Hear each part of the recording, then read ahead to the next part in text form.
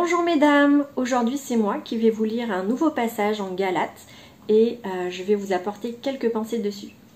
Donc je vais lire en Galates 1, versets 11 à 24 en version Summer. Je veux que vous le sachiez, frères et sœurs, l'évangile que je vous ai annoncé n'est pas le fruit d'une pensée humaine, car je ne l'ai reçu d'aucun homme. Personne ne me l'a enseigné. C'est Jésus-Christ lui-même qui me l'a fait connaître par une révélation. Vous avez entendu parler de ma conduite passée quand j'étais adepte du judaïsme. Vous savez avec quel fanatisme je persécutais l'Église de Dieu dans le but de la détruire. Dans la pratique du judaïsme, j'allais plus loin que la plupart des Juifs de ma génération, et j'étais bien plus zélé qu'eux pour les traditions que j'avais reçues de mes ancêtres. Mais Dieu m'avait mis à part dès avant ma naissance, et, dans sa grâce, il m'a appelé à le connaître. Aussi, dès qu'il lui a plu de révéler en moi son Fils pour que je l'annonce aux non-juifs, je n'ai consulté personne. Je ne suis même pas rendu à Jérusalem pour rencontrer ceux qui étaient déjà apôtres avant moi, mais je suis parti pour l'Arabie. De là, je suis retourné à Damas.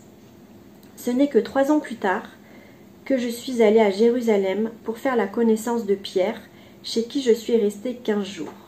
À part lui et Jacques, le frère du Seigneur, je n'ai rencontré aucun autre apôtre. Dieu m'est témoin que je ne mens pas en vous écrivant cela. Ensuite, je me suis rendu dans les districts de la Syrie et de la Cilicie. Mais les chrétiens des églises de la Judée ne me connaissaient pas personnellement. Ils avaient seulement entendu dire « Celui qui autrefois nous persécutait prêche maintenant la foi qu'il voulait détruire. » Et ils louaient Dieu à mon sujet. Dans ce passage, Paul nous atteste que le message qu'il a reçu et qu'il transmet, il l'a reçu de nature divine. Jésus s'est effectivement révélé à lui de façon extraordinaire et très claire. Ces versets me rappellent combien notre Seigneur est proche et qu'il se fait connaître intimement et il parle à qui il veut. Il a parlé à Paul par le passé et il parle encore aujourd'hui, à vous et à moi. Et il nous parle et aussi il nous écoute. Et d'ailleurs dans son évangile, Jean décrit Jésus comme la parole elle-même, le Logos. Jésus est le porte-parole de Dieu, il est la sagesse divine. Il explique et il révèle l'identité de Dieu au monde. Et ce Jésus a choisi par grâce de se révéler et de se faire connaître à Paul. Un Paul qui persécutait l'Église primitive comme il le rappelle lui-même. Lire les témoignages de Paul ou ses épîtres me touche toujours beaucoup. Ça me montre vraiment la puissance de Dieu et sa bonté. Je vois comment Dieu peut changer les cœurs, comment il peut transformer les gens, et je vois que son salut est pour tous ceux qui croient.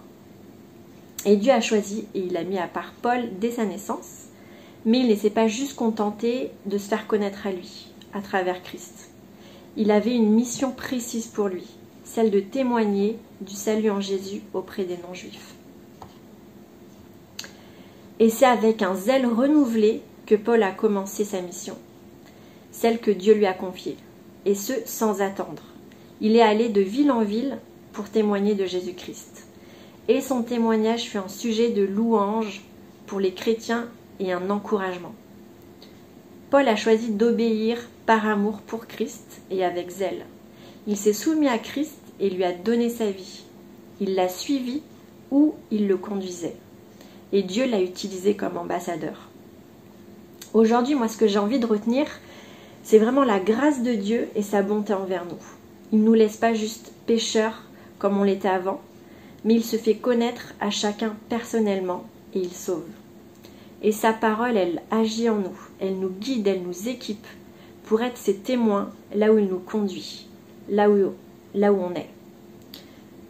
Mes sœurs, j'ai envie de vraiment vous bénir aujourd'hui et de vous dire de tendre l'oreille parce que Dieu, il a des bonnes choses à vous dire. Soyez bénis.